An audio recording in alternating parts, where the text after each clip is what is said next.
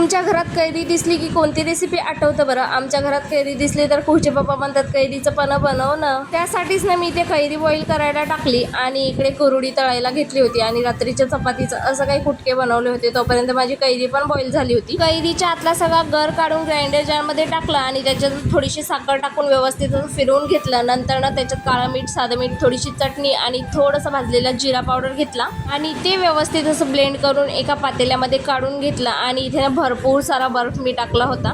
पण हे बर्फ मात्र त्या आईस ट्रेला सोडायचं नावच घेत नव्हतं. तरी पण जबरदस्ती ते काढलं आणि त्यानंतर ना जेवढं आंबट गोड तुम्हाला हवं आहे त्यानुसार तुम्ही याच्यात पाणी ॲड करू शकता. आणि खरं सांगते एवढं टेस्टीपणा झालं होतं ना, मस्त असं थंडगारपणं एन्जॉय केलं. आणि हे माठ भरायचा राहिला होता तो भरून घेतला. रात्रीचं जेवण वगैरे आवरून झालं होतं. राहिली होती ती म्हणजे भांडी घासायची. तर आधी तर भांडी घासून घेतली आणि मस्त असं किचन ओटा वगैरे क्लीन करून घेतला. तर रात्रीची कामं रात्रीच झाली ना तर सकाळी खूप फ्रेश वाटतं. तर चला मग आजच्यासाठी एवढंच, भेटूया नेक्स्ट व्हिडिओमध्ये. तोपर्यंत बाय.